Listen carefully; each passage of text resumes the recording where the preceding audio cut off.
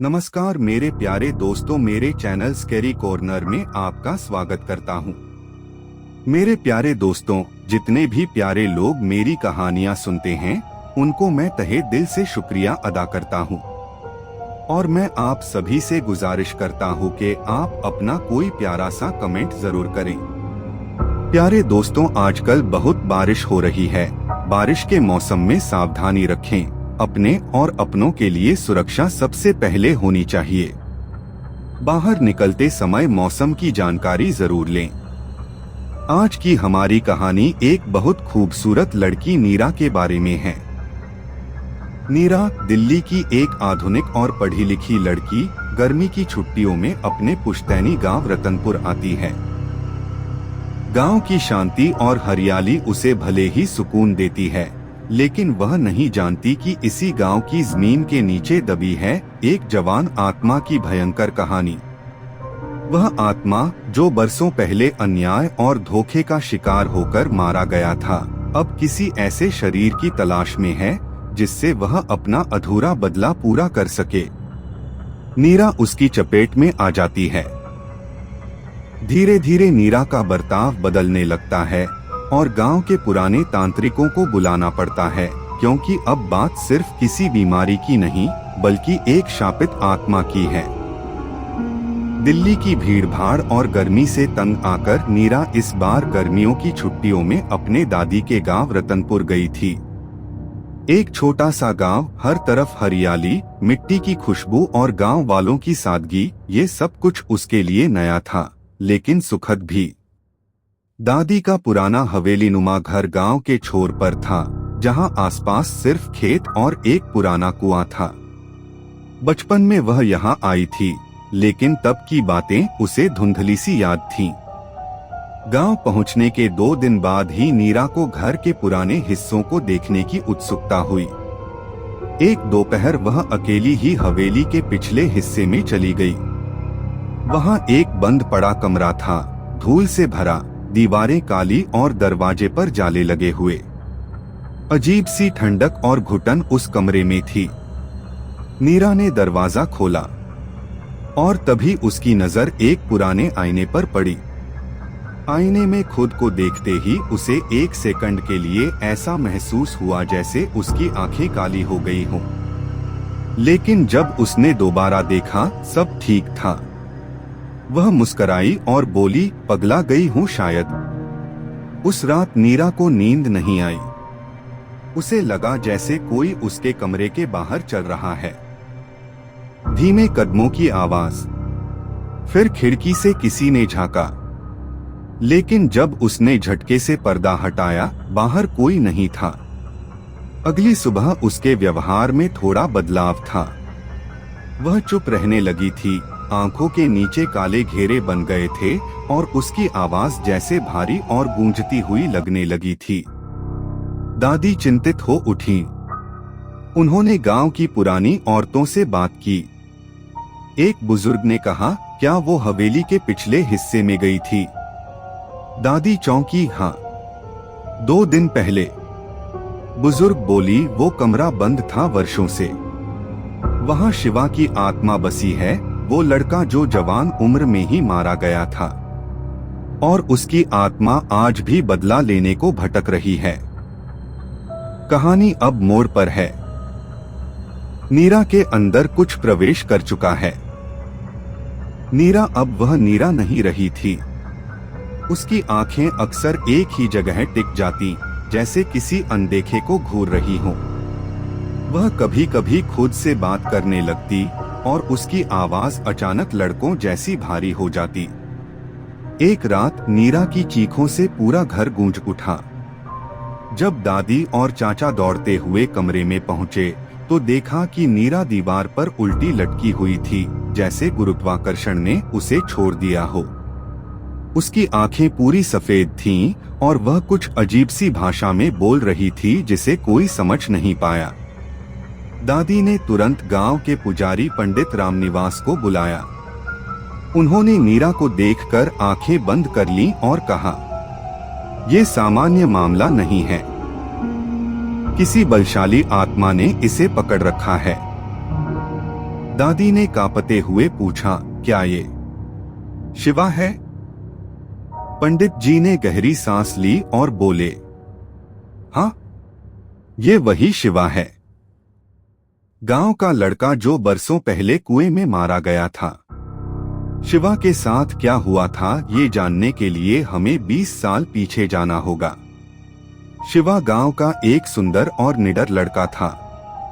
उसे गांव की ही एक लड़की से प्रेम हो गया था, लेकिन लड़की के परिवार वालों को ये रिश्ता मंजूर नहीं था।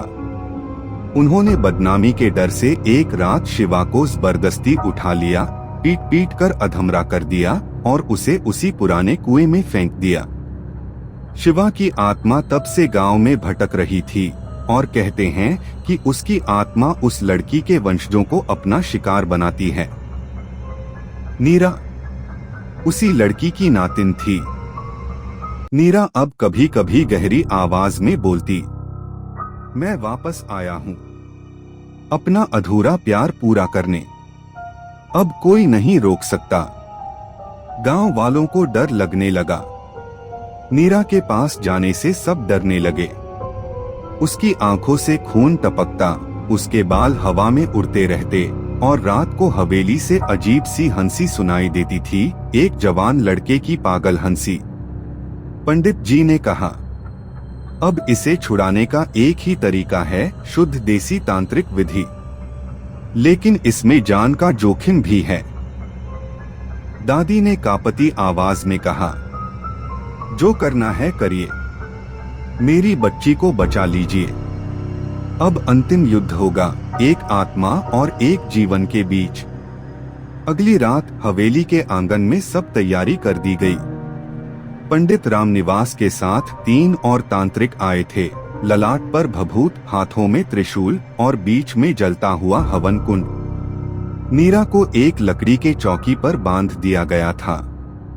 उसके हाथ पांव हिल रहे थे, लेकिन उसकी आंखें बंद थीं और होंठ हिल रहे थे, जैसे वह किसी दूसरे संसार से बात कर रही हो।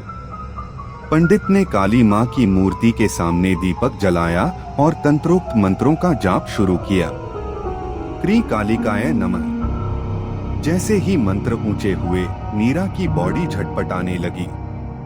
उसकी आंखें खुलीं और उसने एक तेज चीख मारी, रुक जा बाबा, तू नहीं जानता मैं कौन हूं। अब उसकी आवाज पूरी तरह शिवा की बन चुकी थी। वह बोली, मुझे धोखा दिया गया था। अब मैं नीरा के शरीर से वो सब दोहराऊंगा जो मेरे साथ हुआ था। हवेली की दीवारें कांपने लगी, हवा में राख उड़ने लगी, पेड़ों से कौवे उड़ने लगे और कुत्ते रोने लगे। तांत्रिकों ने नीरा के चारों ओर लाल धागों से मंडल बनाया और जलती हुई मिर्च व नींबू को उसके सिर के चारों ओर घुमाते हुए महाकाली का आह्वान किया। तभी नीरा का शरीर एक झटके से ऊपर उठ गया, मानो किसी अदृश्य शक्ति ने उसे खींच लिया हो। तांत्रिक ने अपनी आंखें बंद कर लीं और जोर से चिल्लाया, शिवा, तेरी आत्मा को मुक्ति चाहिए या बदला? नीरा शिवा की आत्मा में हंसा, बदला, बदला, बदला। पंडित चीखा, तो ले, ये अग्नि तुझे शुद्ध कर दे। हवन कुंड की अग्नि अचानक भभक उठी और एक जोर का विस्फोट हुआ। नीरा जमीन पर गिर गई, बेहोश। सब भागकर उसके पास पहुंचे।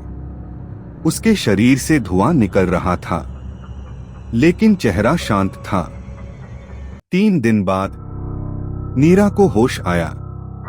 उसे कुछ याद नहीं था, बस इतना कि उसने कोई सपना देखा था जिसमें एक लड़का उसे छोड़कर जा रहा था और कह रहा था, अब मैं मुक्त हूँ। पंडित ने बताया कि शिवा की आत्मा अंत में रो पड़ी थी। शायद वह सिर्फ सुनी गई इज्जत और प्यार चाहता था। वह नीरा को नुकसान नहीं पहुंचाना चाहता था, लेकिन उसका गुस्सा उसे अंधा कर चुका था। दादी ने उस पुराने कुएं को पक्का करवाकर उसके पास एक छोटा मंदिर बनवाया, ताकि कोई और आत्मा वहां कैद न हो। नीरा दिल्ली लौट गई। लेकिन कभी कभी जब वह सोती है तो उसे अब भी सपने में वही लड़का दिखाई देता है जो एक शांत मुस्कान के साथ बस यही कहता है, धन्यवाद मुझे आजाद करने के लिए। नीरा की गर्मी की छुट्टियां एक आम गांव यात्रा लग रही थीं, लेकिन वहां छुपे अतीत ने उसे एक ऐसी सच्चाई से रूबरू कराया जिसे वह कभी भूल नहीं पाएगी। एक भटकती आत्मा का दर्द, एक अधूरा प्रेम और एक मासूम शरीर, तीनों मिलकर एक भयानक अध्याय बन गए। पर अंत में प्रेम और शांति ने क्रोध और बदले को हरा दिया। शिवा को मुक्ति मिल गई और नीरा को एक जीवन का ऐसा अनुभव मिला जो उसकी आत्मा पर हमेशा के लिए छप गया। कुछ कहानियां डराने के लिए नहीं होती, बल्कि ये याद दिलाने के लिए होती हैं कि आत्माएं तब तक चैन से नहीं सोती जब तक उन्हें सुना न जाए। मेरे प्यारे दोस्तों, कैसी लगी आपको ये कहानी? मैं आशा करता हूँ कि आप सबने ये कहानी आखिर तक सुनी होगी। जिन लोगों ने भी ये कहानी आखिर तक सुनी है, उन सभी का मैं तहे दिल से शुक्रिया अदा करता हूँ और आपसे गुजारिश करता हूँ कि आप इस कहानी के बारे में अपनी कीमती राय जरूर दें। और यदि आपके पास भी कोई कहानी है या फिर आपके किसी दोस्त या फिर रिश्तेदार को कोई ऐसा पारलौकिक अनुभव हुआ हो तो कृपया उसे मेरे साथ शेयर करें डिस्क्रिप्शन में दिए गए ईमेल आईडी पर, और मैं आपसे वादा करता हूं कि आपकी बताई गई कहानी को अपने चैनल पर जरूर शेयर करूंगा। और आपसे मैं फिर वही निवेदन करता हूं कि कृपया आप इस चैनल को सब्सक्राइब जरूर कर ले, ताकि जब भी मैं कोई नई कहानी अपने चैनल पर शेयर करूं आपको उसका नोटिफिकेशन जरूर मिले और आप मेरी आने वाली सभी रोचक और डरावनी कहानी को सुन सके।